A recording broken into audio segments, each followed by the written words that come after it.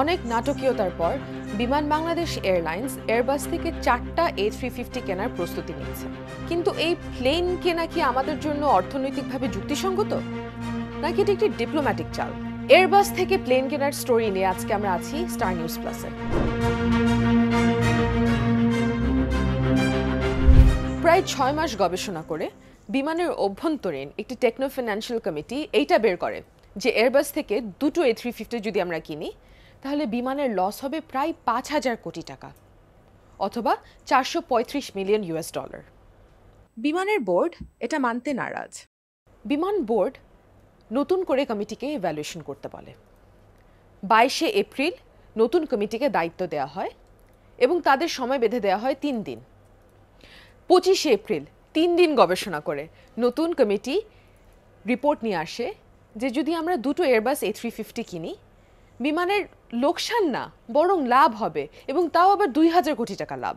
কিন্তু 5,000 কোটি টাকার লোকসান থেকে 2,000 কোটি টাকার লাভ, এরকম ইউটার্ন হলো কি করে? এই লাভ দেখানোর জন্য দ্বিতীয় কমিটি যেটা করে তারা দেখায় যে এই প্লেনের প্রায় প্রত্যেকটি সিটেই যাত্রী থাকবে, যেটা কখনোই সম্ভব নয়। আন্তর্জাতিকভাবে এটি স্বীকৃত যে রুট পরিচালনা করার সময় প্লেনের প্রত্যেকটি সিটে যাত্রী থাকবে না, কিছু সংখ্যক সিট খালি থাকবে। এটাকে বলে হচ্ছে ক্যাবিন ফ্যাক্টর। লাভ লোকসান ক্যালকুলেট করার সময় এটি আমলে নিতে হয়। ক্যাবিন ফ্যাক্টর মানে যে কতগুলো সিটে যাত্রী আছে, যত বেশি যাত্রী যত বেশি সিট ভরা যাচ্ছে তত বেশি লাভ। বিমানের দ্বিতীয় কমিটি দেখাচ্ছে আমাদের ক্যাবিন ফ্যাক্টর হবে 80% থেকে 92% পর্যন্ত। বিমান তার ইতিহাসে কখনো গড় ক্যাবিন ফ্যাক্টর 80% অ্যাচিভ করতে পারে নাই। 10-15% ক্যালকুলেশন এদিক ওদিক, এবং এয়ারবাসের প্লেন কেনার ইভ্যালুয়েশন 5,000 কোটি টাকার লোকসান থেকে 2,000 কোটি টাকার লাভে পরিণত হয়। আরও আছে, এমনকি দ্বিতীয় কমিটি তারাও পর্যন্ত দেখে যে এই এয়ারবাসের ফ্লাইট প্রফিটেবল হবে শুধুমাত্র দুটো রুটে। একটা হচ্ছে ঢাকা থেকে জেদ্দা, আরেকটা হচ্ছে ঢাকা থেকে নিউ ইয়র্ক লেওভার ইস্তানবুলে। কিন্তু এখানে সমস্যাটা হচ্ছে ঢাকা থেকে নিউ ইয়র্ক কেন, ঢাকা থেকে যুক্তরাষ্ট্রের কোনো স্টেটে যাওয়ার আসলে পারমিশন বাংলাদেশের কোনো এয়ারলাইন্সের নাই। পারমিশন নাই এরকম একটা রুটের জন্য এয়ারবাস কেনার প্রস্তুতি নেওয়া হচ্ছে। 2006 সালে ঢাকা থেকে নিউ ইয়র্ক ফ্লাইট বন্ধ করা হয় লোকসানের জন্য। তার পরবর্তীতেই যুক্তরাষ্ট্রের ফেডারেল এভিয়েশন অ্যাডমিনিস্ট্রেশন FAA তারা বাংলাদেশের সিভিল এভিয়েশনকে নিরীক্ষা করে দেখে যে আমাদের এখানে নিরাপত্তার বেশ কিছু ঘাটতি রয়েছে, স্ট্যান্ডার্ডসের ঘাটতি রয়েছে, এবং তখন থেকে বন্ধ হয়ে যায় ঢাকা থেকে যুক্তরাষ্ট্রগামী সকল ফ্লাইটস।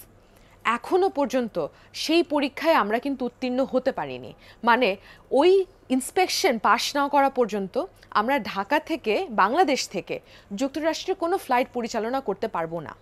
বিমানের নিজস্ব প্রকিউরমেন্ট পলিসি অনুযায়ী বিমানের ফ্লিট প্ল্যানিং কমিটি থেকে পারমিশন নিতে হয় যে কোনো প্লেন কেনার আগে। ফ্লিট প্ল্যানিং কমিটি ডিসাইড করে কয়টা প্লেন থাকবে, কি ধরনের প্লেন থাকবে, বহর কত বড় হবে কত ছোট হবে। কিন্তু এয়ারবাস কেনার আগে কিন্তু এরকম কোনো পারমিশন বা পরামর্শ নেওয়া হয়নি তাদের থেকে। তাহলে কার গ্রিন সিগন্যালে এয়ারবাস কেনার প্রস্তুতি নেওয়া হচ্ছে? এমনকি বিমানের বোর্ডও কিন্তু প্রথম দিকে বলে নাই যে এয়ারবাস থেকেই প্লেন কিনতে হবে। তারা বলেছিল যে বিভিন্ন পরীক্ষা নিরীক্ষার পরে এয়ারবাস অথবা সমমানের অন্য যে কোনো এয়ারক্রাফট ম্যানুফ্যাকচারার থেকে প্লেন কেনা যেতে পারে। তাহলে কেন এয়ারবাসের দিকে আগাচ্ছে বিমান?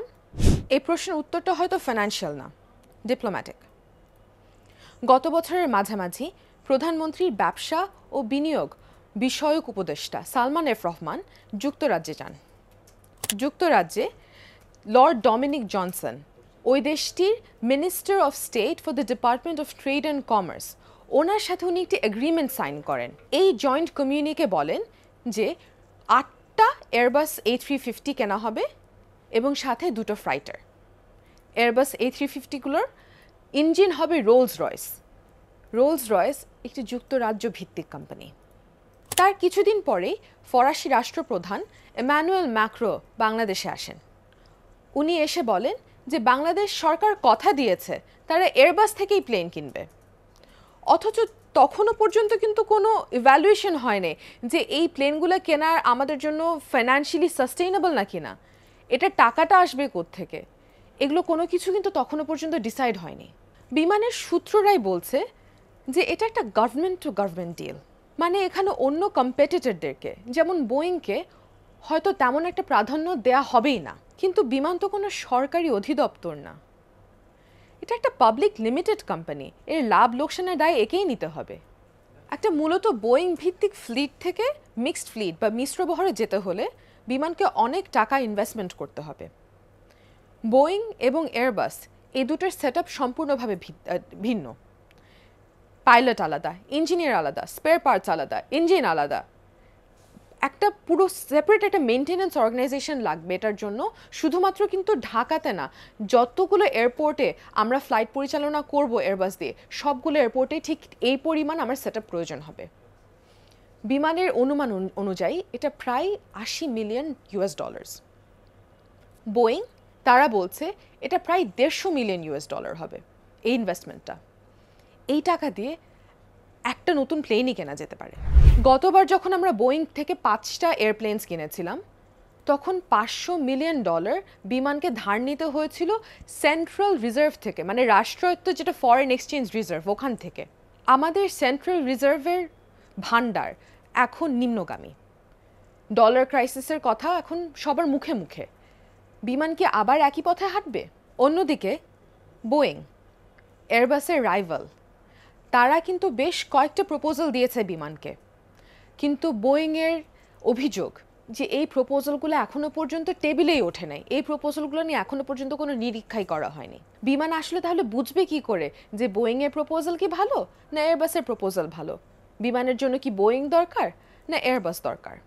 একদিকে যেমন এয়ারবাসের প্রপোজাল নিয়ে আসছেন ফরাসি রাষ্ট্রপ্রধান অথবা আমাদের উপদেষ্টারা যাচ্ছেন যুক্তরাজ্যে, তেমনি বোয়িংয়ের প্রপোজাল নিয়ে যুক্তরাষ্ট্রের অ্যাম্বাসেডর পিটার ডি হাস, উনি বেশ কয়েকবার সিভিল এভিয়েশনে গিয়েছেন, উনি আমাদের সিভিল এভিয়েশন মিনিস্টারের সাথে দেখা করেছেন।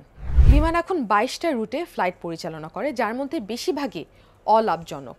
এমনকি সাম্প্রতিক সময়ে একটি অডিটে উঠে এসেছে যে বিমানের যে মেইন বিজনেস তার ফ্লাইট অপারেশনস, এটা পুরোটাই অলাভজনক, কিন্তু বিমান লাভ করে অন্যান্য সেক্টর থেকে, যেমন তার গ্রাউন্ড হ্যান্ডলিং, তার পোলট্রি, তার ফ্লাইট কেটারিং, কিন্তু মেইন যে ব্যবসাটা তার উড়োজাহাজ চালানো, সেখানে তার কোনো লাভ নেই।